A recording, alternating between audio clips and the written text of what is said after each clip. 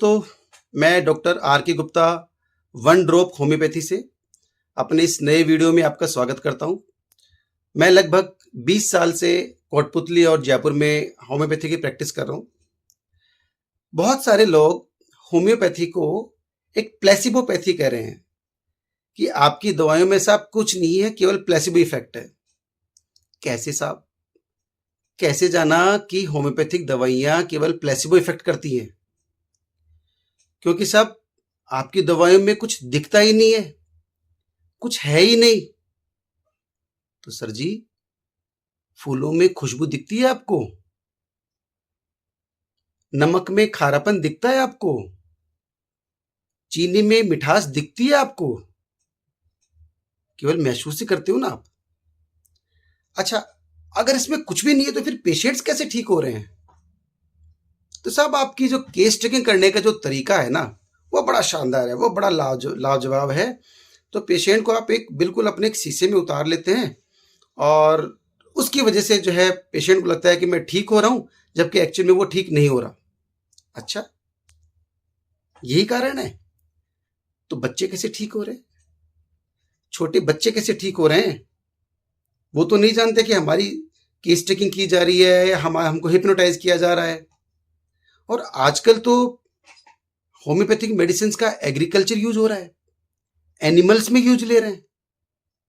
तो वो कैसे ठीक हो रहे हैं भाई? कैसे ठीक हो रहे हैं? आप बताओ तो सही। आप आकर देखो क्लिनिक पर, हमारे पेशेंट ठीक हो रहे हैं कि नहीं हो रहे।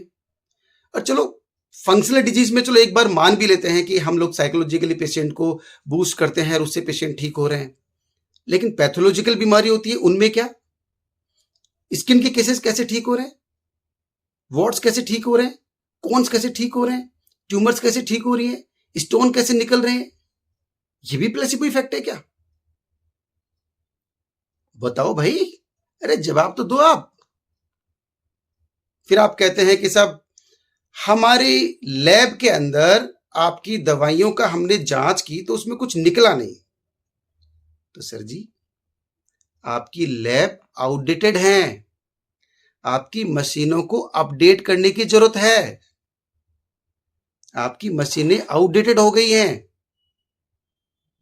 समझ रहे हो मेरी बात? रॉबर्ट हुक से पहले जब जर्म थ्योरी नहीं आई थी, उससे पहले आप कैसे मानते थे कि लोग कैसे बीमार होते हैं? जब किसी ने कुछ करवा दिया, कुछ ऐसा हो गया, कुछ फलाना हो गया, ये बातें चलती थी। बाद में जब जर्म थ्योरी आई, जब आपको सेल्स के बारे में नॉलेज हुआ, तब पता लगा ना कि बैक्टीरिया होते हैं, वायरसेस होते हैं, माइक्रोब्स होते हैं, ये आपको बीमार करते हैं। तो आप कैसे नकार सकते हैं होम्योपैथी को? बताओ भाई, मैं आपसे पूछ रहा हूं। होम्योपैथी प्लेसिबो इफेक्ट नहीं है, बहुत शानदार एक मोड ऑफ ट्रीटमेंट है। डायनेमिक पावर का नाम सुना है आपने? नैनो पार्टिकल्स का नाम सुना है आपने? क्वांटम फिजिक्स के बारे में कुछ जानते हैं आप? वाटर मेमोरी के बारे में सुना है आपने? और तो और, आप बताओ।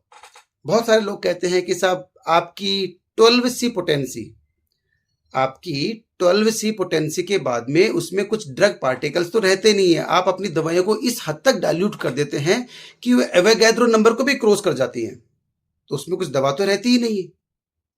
तो एक बार IIT बॉम्बे की रिसर्च भी पढ़ लीजिए आप, जिन्होंने 200 पोटेंसी तो मान लिया है कि 200 पोटेंसी तक तो आपकी दवा के अंदर कुछ ड्रग पार्टिकल्स रहते हैं और शायद वही पेशेंट्स को ठीक करते हैं।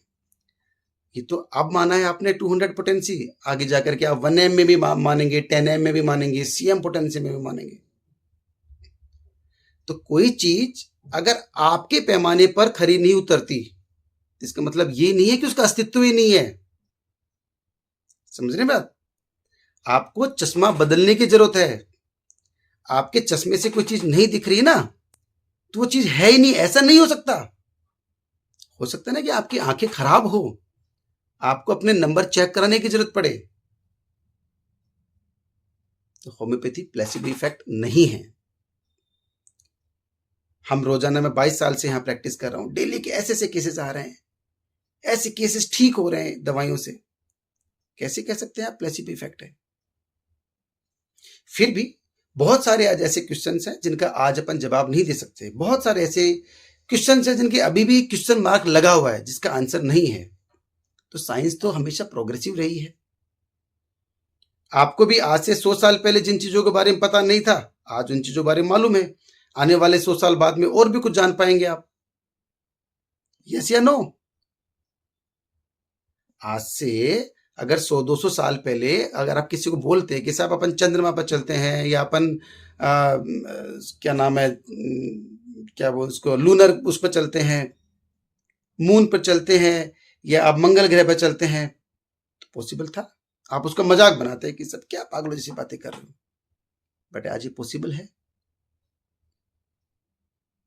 जब सोनोग्राफी का आविष्कार नहीं हुआ था, सीटी स्कैन का आविष्कार नहीं हुआ था, एमआरआई का आविष्कार नहीं हुआ था, तो आपने देखा कि नहीं भैया आपके एक्सरे करवा लिया, इसमें कुछ नहीं आ रहा, कोई फाइंडिंग्स नहीं आ रही, इट मीन्स आप ठीक हैं, कुछ नहीं हो रहा आपको यार, आप अब साइकोलॉजिकल बीमार हैं, ओके है। फिर सोनोग्राफी आई, फिर सीटी स्कैन आई, फिर एमआरआई या पेट स्कैन आया, तो अब आप पता कर पा रहे ना कि आपकी तकलीफें हैं। हाँ जी, आपको बीमार, अब तक बीमार है, आपको परेशानी है, तकलीफ में है। तो इसलिए होम्योपैथी की मेडिसिन में प्लेसिबो इफेक्ट है, होम्योपैथी की दवाई में कुछ है या नहीं है, इसको जांचने के लिए आज आपके पास जो मशीनें हैं, जो लेबोरेटरी में आपके पास जो मशीनें हैं, वो आउटडेटेड हैं, उनको अपग्रेड करने की जरूरत है। तो होम्योपैथी एक ट्रू साइंस है, एक सच्ची साइंस है। और आप हमारे पास क्लिनिक पर आइए, देखिए पेशेंट्स का, ठीक है।